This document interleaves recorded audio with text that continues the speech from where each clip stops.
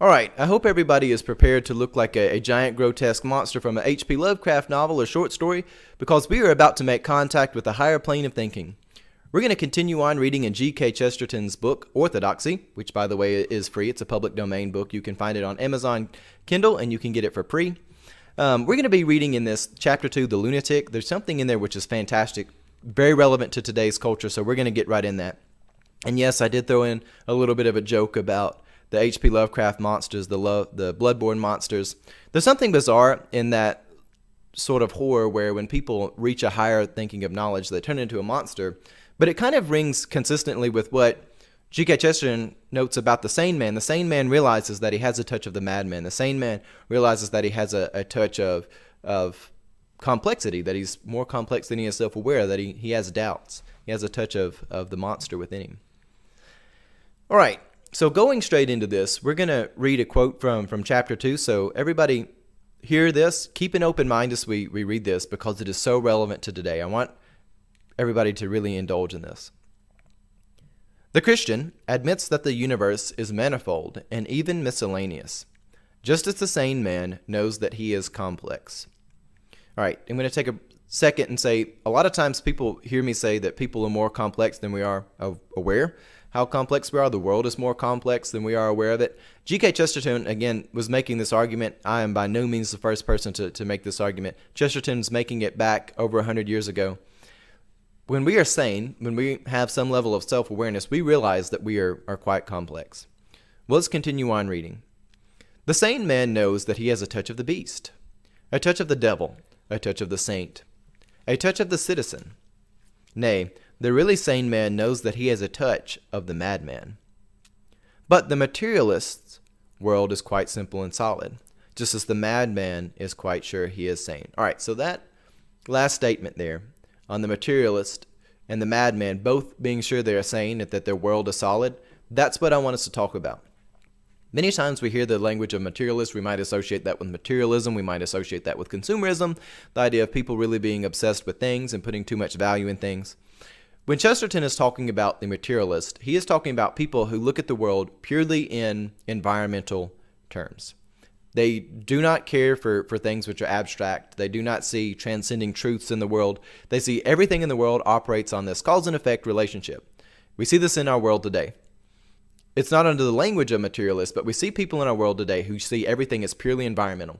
Personal responsibility, merit, have little to do with it. It's all environment which dictates who people are. And these people are hyper obsessed with demographic things like race, people's socioeconomic status. They're obsessed with what gender people are, and so forth and so on. These people, these collectivist people, are exactly the same thing as the materialists that Chesterton is talking about here.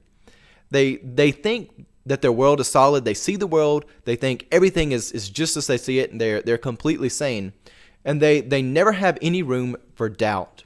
Because if they had doubt, then everything would fall. Well, anyways, let me pick up in Chesterton. So when I say materialist and madmen, I want you to think, who in our society matches this? Materialists and madmen never have doubts. Just indulge in that. There's so many people in our world today where their ideology is focused on not doubting what they say. A good metric or whether or not people are telling you the truth, are they connecting you with the source material, or are they just wanting to interpret stuff for you? There are so many people in our world who don't want people to see the truth. They never have truth even as part of their discussion. They never have truth as part of the things that they send out into the world. They always say, does it match the ideology? Is it insert term here? Is it insert modern, really conjured up virtue here? Does it match these things? Never is the question, how true is it? How reliable is it? Yeah, I will say something about most of those types of arguments is, I mean, anytime you try to fight it, it instantaneously becomes a moral dilemma. There must be something wrong with your morals if you can't agree with this, even though there's nothing to back it up. Yeah, and that's how a lot of this stuff is sold. It's really terrible. It's really unfortunate. It's really tragic. Let me read on just a little bit further in here. Spiritual doctrines do not actually limit the mind as do materialistic denials. Okay, let me break again.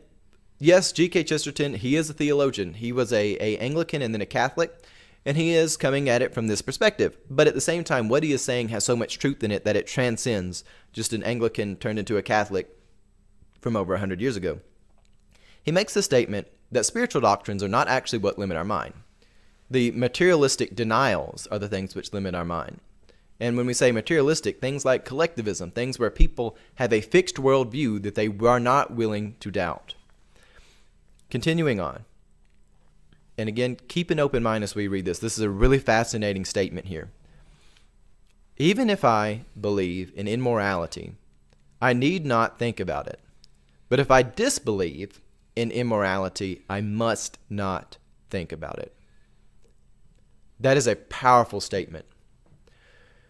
Because this is the thing where the sane person realizes the world is complex. They realize that there are things such as morality. There's things such as personal responsibility.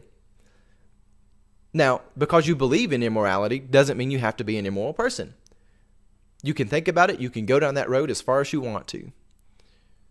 But if you're somebody who makes the argument that everything is about collectivism, people only have stuff because of privilege, they only have things because of oppression, if everything is connected to the group identity instead of the individual's role, which not only is this antithetical to the logic of being born again and the logic of discipleship, which we can get to that at a later point, it's fatalistic and it's very closed-minded.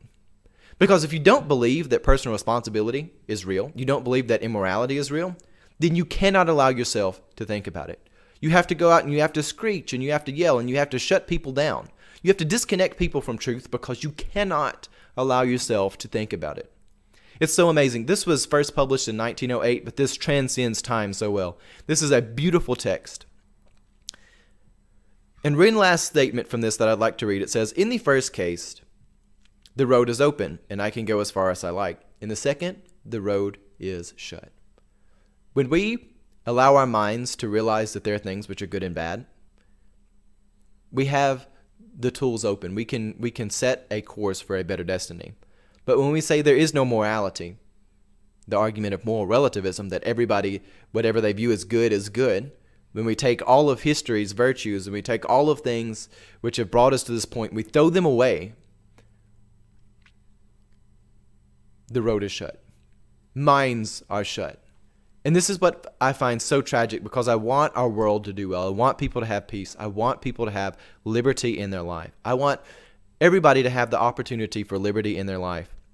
But when our minds are shut, when we're convicted, and again, it's always some sort of moral conviction about this deterministic environmental logic that doesn't allow us to hear opposing arguments, that doesn't allow us to doubt ourselves, that doesn't allow us to take a few moments to be self-aware, we find ourselves in a very tragic and unfortunate place. I will say, back to what you said earlier, just about how true all this still applies to today. It's crazy to see how, even if you look at the people that he's referring to back then, they're the same people. Well, they're not the same people. They're different people using the same methods for the same agenda, the same end goal under a different guise. I mean, like, it is crazy to see. The nouns have slightly changed, but the verbs are the same. The outcome is the same. The motive is virtually identical. And it's so unfortunate. And again, people are more complex than they are aware. They don't even see the motives, and they don't see the pathological conclusions of the things that they're indulging in. It bothers me in the church when we have people who come and they say, they take the language of the body of Christ and say, well, we're a body, there's an aggregation, and they water it down to crayon level thinking to say this means we're collectivists. They layer this down to really what is a one or two-dimensional thinking. They're not capable of thinking in three dimensions. And they pretty much revoke the whole logic of being born again. Being born again, the spiritual birth as opposed to the fleshly birth. This means you're no longer imprisoned or enchained by the things which you were born into. You're free from that. The collectivist mindset that says we're a collective body does not incorporate being born again. It doesn't incorporate Jesus' transformation when he brings to people. Whenever Christ comes to people, he never treats people as groups. And what I mean by that, Nicodemus comes. He doesn't put the guilt of the Pharisees on Nicodemus. The woman at the well, he doesn't deal with her as some abstraction of humanity. He deals for her who as she is. When there's a blind man, there's a man who can't walk, he tells people, get up, go walk. It's always transformation tailored to their circumstances. Jesus always considers the circumstances of the individual. Collectivism doesn't do that. Being born again means your individual circumstances are dealt with and you're brought to a higher place. Yeah, there's a body, but there's many members. One doesn't go to the doctor and say, well, I've got a sore on my arm, and they say, well, we're going to give you something which is to just treat general skin disease when you've got a broken bone. This idea of collectivism, one size fits all, is so lazy thinking. People have been doing it for a long time. Just because it's in new clothes and the nouns have slightly changed doesn't mean it's changed. And that's that. We'll be back in a bit.